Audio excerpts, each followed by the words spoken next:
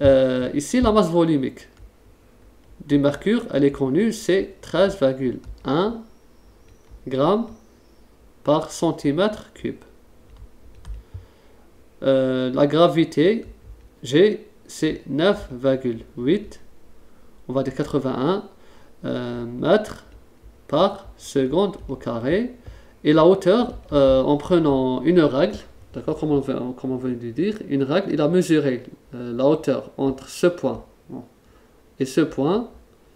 Il a trouvé que la distance est de 76 cm, ou bien 760 mm.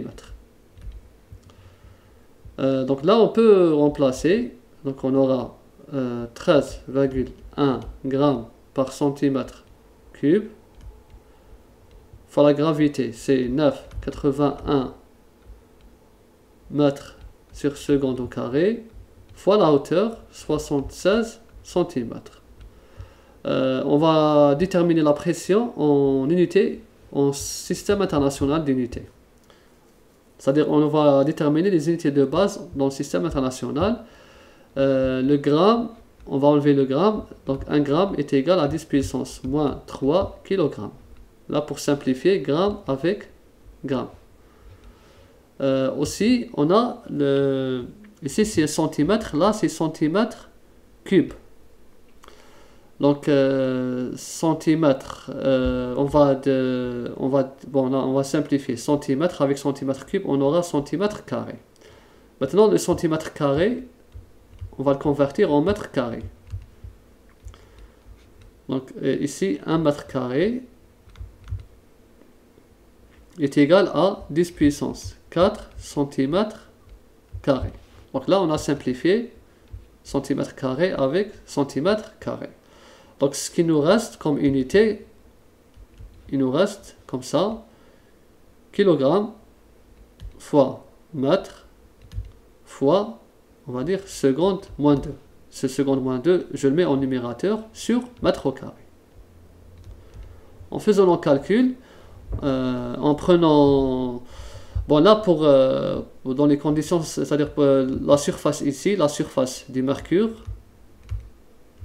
elle est standardisée, elle est égale à 1 mètre au carré. La surface du mercure, cette surface.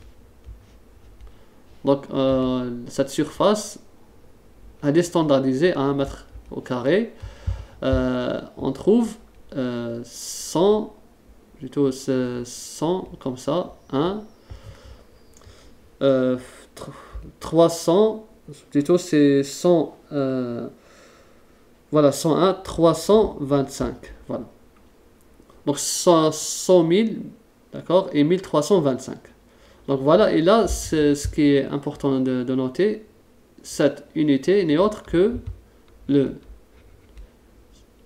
en numérateur, c'est l'unité SI du Newton. C'est la force, d'accord, sur mètre au carré. Donc là, qu'est-ce qu'on trouve? Une force sur une surface. La voici. Donc la force sur la surface, on a déterminé là la pression. Voici la pression. Et la force sur la surface, ou bien Newton sur mètre au carré, n'est autre que l'unité du Pascal.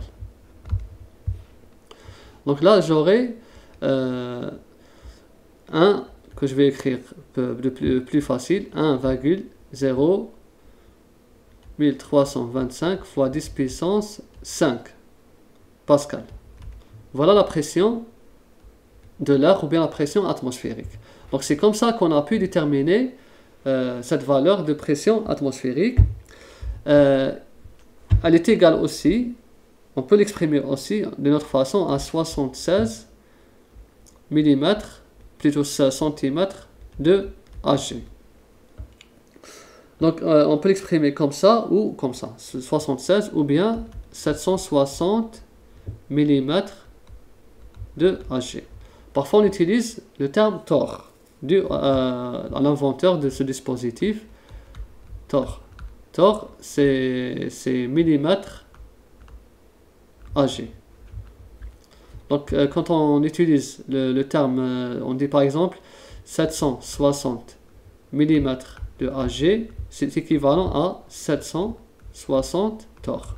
Donc on peut écrire les deux, c'est juste. Voilà les unités. On a aussi un bar est égal à 100 000 pascal.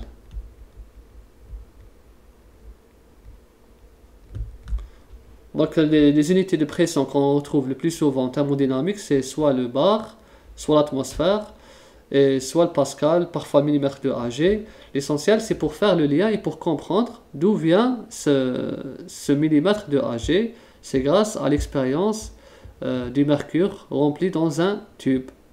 Donc, voilà ce dispositif.